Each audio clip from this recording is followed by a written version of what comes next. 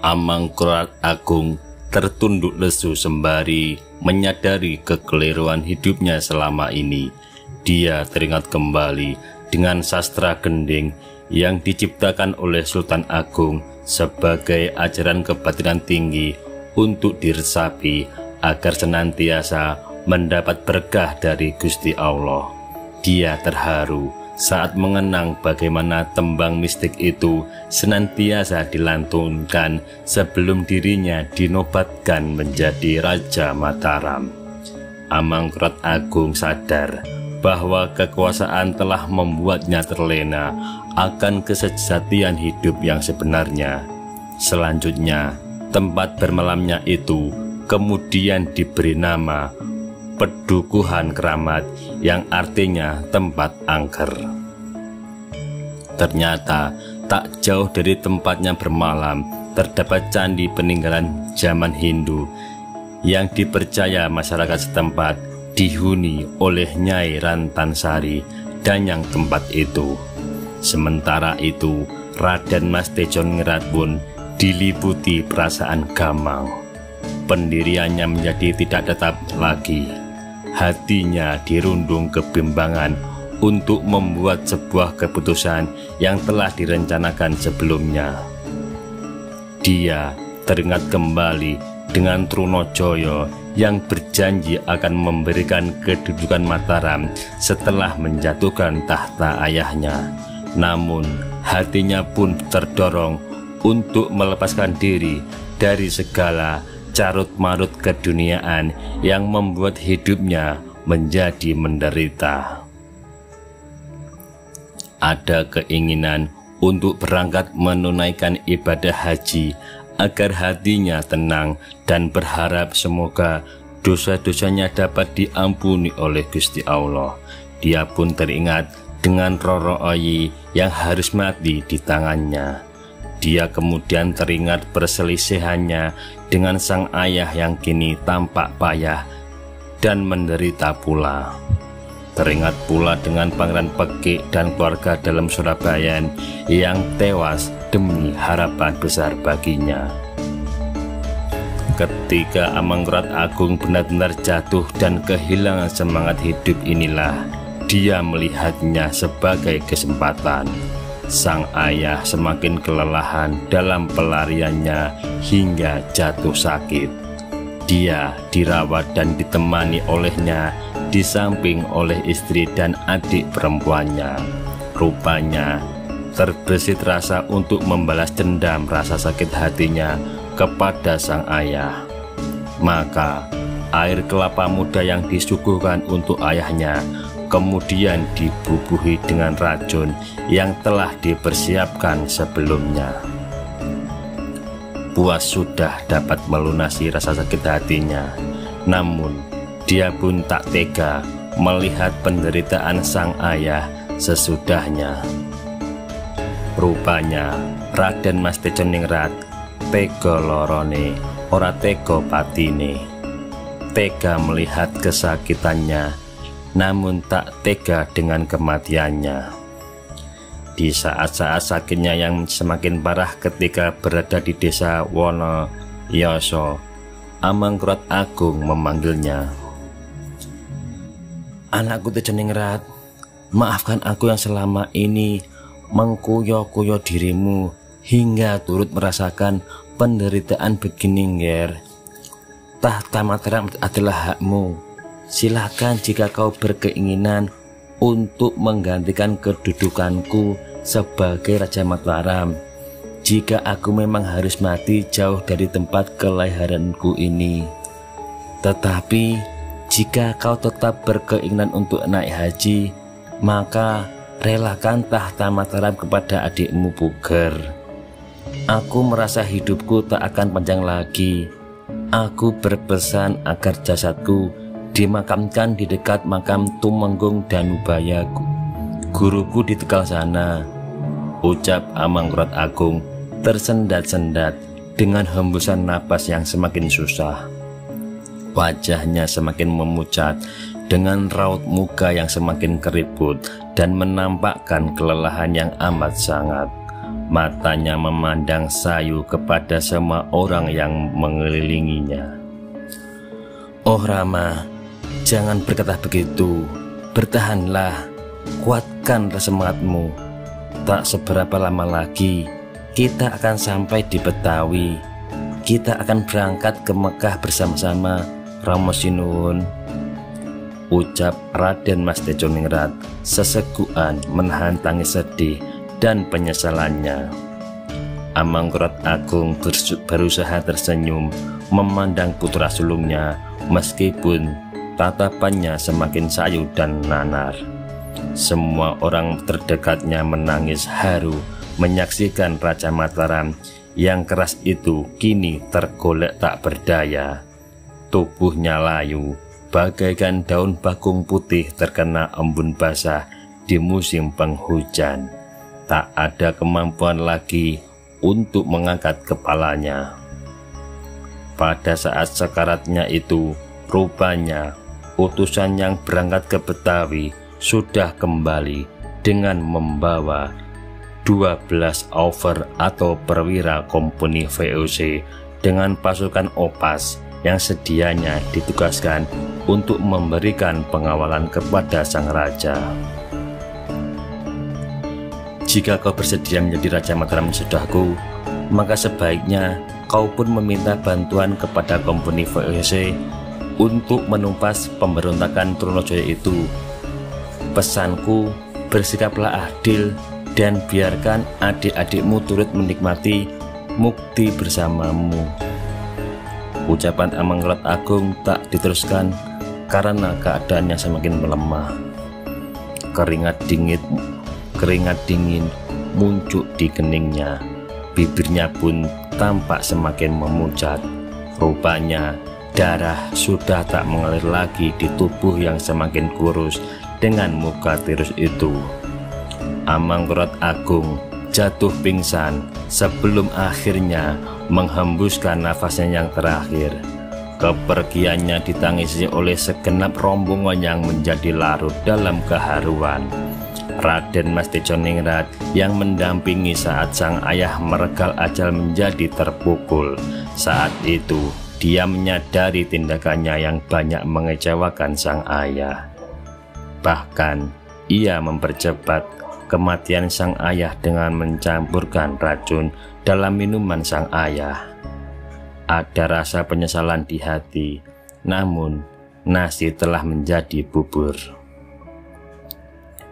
"Biarlah dosa ini akan aku tanggung sendiri," batinnya dalam sesegukan tangis. Jenazah Amangkurat Agung pun kemudian disemayamkan di tempat itu. Adipati Martoloyo selaku Bupati Tegal diperintahkan untuk mempersiapkan segala sesuatu dalam mengurus pemakaman sebagaimana yang telah diwasiatkan. Rombongan kecil tersebut kemudian membawa jenazah Amangkurat Agung ke Tegal. Setibanya di tujuan, Raden Mas Tejoningrat yang mewakili keluarga duka disambut baik oleh Adipati Martalaya. Selanjutnya, jenazah Raja Mataram itu pun dimakamkan di Tegal Arum, di tempat peristirahatan Tumenggung Danubaya yang pernah menjadi guru pembimbingnya. Dia pun pernah mengantarkan pulang Raden Mas Tejoningrat sekembalinya dari Kesunanan Cirebon beberapa tahun yang lalu. Kemudian setelah membereskan semua urusan pemakaman, Raden Mas Tejoningrat menyatakan kepada para pengikutnya bahwa dia akan pergi haji daripada menghadapi Trunojoyo dan naik tahta Mataram sebagai pengganti Amangkurat Agung. Untuk sementara waktu, Raden Mas Tejoningrat memilih mengurus jenazah dan pemakaman ayahnya hingga hari ke-40. Ratu Kencono dan Raden Ayu Klenting Kuning memilih akan menetap di Tegal menunggui dan merawat makam Amangkurat Agung. Demikian pula Tumenggung Manduroko pun akan turut tinggal di Tegal membaktikan diri turut merawat makam junjungannya. Namun di malam ke-40 hari kematian Amangrod Agung, menjelang tengah malam, mendadak Kadipaten Tegal dibuat gempar. Prajurit penjaga kadipaten yang sedang berjaga malam melihat sebuah sinar putih berpendar di atas pusaka Amangrod Agung. Beberapa orang dibangunkan untuk melihat kejadian tersebut, termasuk Adipati Martalaya. Seketika itu pula para bini sepuh memanjatkan doa bersama. Saat itulah salah satu sesepuh mendapat wisik jika sinar yang berpendar itu adalah wahyu keprabon mendiang Amangrod Agung yang akan berpindah.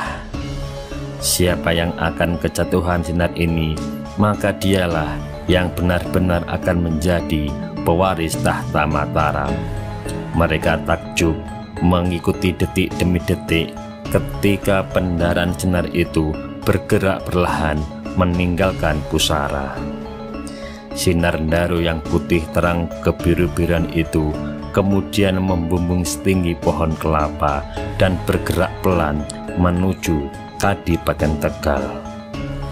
Begitu tiba di atas atap kadipaten, sinar itu sempat berputar sekali sebelum akhirnya masuk menembus atap tepat di atas kamar Raden Mas Tejoningrat yang sedang tidur. Tak lama kemudian Raden Mas Tejoningrat terbangun. Karena merasa haus, dia bermaksud mengambil minum dan keluar kamar. Namun betapa kagetnya dia ketika membuka pintu. Semua pengikutnya, berikut Adipati Tegal dan para prajurit, sudah duduk bersimpuh di depannya. Raden Mas Tejoningrat semakin bingung ketika melihat sikap orang-orang di depannya yang mulutnya melongo ini mendadak serentak menyembahnya. Ternyata saat itu puluhan orang itu menyaksikan sendiri ketika Raden Mas Tejoningrat berdiri di depan pintu kamar. Di belakangnya tampak jelas sinar yang berasal dari pusara ayahnya berpendar terang. Tanpa disadari oleh Raden Mas Tejoningrat, secara perlahan sinar itu menyatu dengan tubuhnya. "Hei, ada apa ini? Mengapa kalian tiba-tiba duduk bersimpuh di depan kamar begini? Apa yang terjadi?" tanyanya heran. Setelah selesai tenang, Adipati Martalaya menyuruh seorang sesepuh untuk menjelaskan semua kejadian tersebut kepada Raden Mas Tejoningrat. "Nyuwun sewu sinuhun, rupanya wahyu keprabon sinuhun susuhunan Amangrod Agung Swargi malam ini telah jatuh kepada sampean dalem. Kami semua ini menjadi saksi akan kebenaran tersebut. Cahaya Ndaru telah keluar dari pesarian Tegal Arum dan terbang menuju kadipaten ini, kemudian masuk ke dalam kamar sampean dalem. Nah, ketika tiba-tiba anak Mas Tejoningrat keluar dari kamar, maka semakin yakinlah kami bahwa wahyu keprabon telah masuk ke dalam tubuhmu. Kami semua menjadi saksi ketika cahaya itu menyelubungi tubuh hingga masuk ke dalam dirimu. Kaulah Raja Mataram penerus Amangrod Agung. Sampean dalem tak bisa menyangkal dengan takdir ini sinuhun," ucap sang bini sepuh seraya memberikan sembah sambil bersujud kepadanya. Semua orang yang hadir di situ pun turut menyembah takzim seraya membungkukkan badan dalam-dalam hingga menyentuh lantai. Entah karena perbawa dari wahyu keprabon yang telah masuk ke dalam dirinya atau rasa percaya diri yang telah bangkit, maka saat itu pula Raden Mas Tejoningrat merasakan semangatnya bangkit kembali. Pancaran kewibawaannya pun mulai tampak sejak malam itu. Keesokan harinya segala sesuatunya pun berubah. Raden Mas Tejoningrat akhirnya membatalkan niatnya untuk naik haji. Dia kemudian mengumpulkan semua pengikutnya yang masih setia dan kemudian menyampaikan keinginan untuk menggempur pasukan Trunojoyo yang telah menghancurkan istana Mataram di Pleret. Sesuai dengan wasiat sang ayah, dirinya pun kemudian menjalin hubungan kerjasama dengan komponi VOC karena telah berniat menggantikan kedudukan ayahnya sebagai Raja Mataram. Maka dalam waktu selanjutnya Raden Mas Tejoningrat dikukuhkan sebagai Raja Mataram yang baru. Dengan disaksikan oleh para over komponi, Raden Mas Tejoningrat kemudian mengenakan pakaian kebesaran sebagaimana perwira tinggi komponi VOC sehingga tampak lebih gagah dalam penampilan tinggi dan gagah. Raden Mas Tejoningrat mengenakan baju kabir putih dengan celana panjang putih bergaris kuning emas. Selanjutnya, atas nama Wakil Gubernur Jenderal Komponi VOC, salah seorang perwira menyematkan selempang Oranye Nassau yang didatangkan langsung dari negara Belanda. Kemudian, Raden Mas Tejoningrat diberi jabatan ketentaraan dengan pangkat Admiral atau Laksamana. Dikarenakan lidah orang Jawa yang susah mengikuti cara bicara orang Belanda, maka mereka lebih mudah menyebut Tejoningrat dengan sebutan Sunan Amangkurat Amral. Berita tentang turunnya wahyu ke Prabon dan pengangkatan Raden Mas Tejoningrat sebagai Raja Mataram pun segera cepat menyebar. Para kerabat Mataram yang terlanjur mendukung Pangeran Puger atau Trunojoyo menjadi was-was dan gamang. Terima kasih telah mengikuti dari episode pertama sampai terakhir. Semoga bermanfaat. Salam budaya.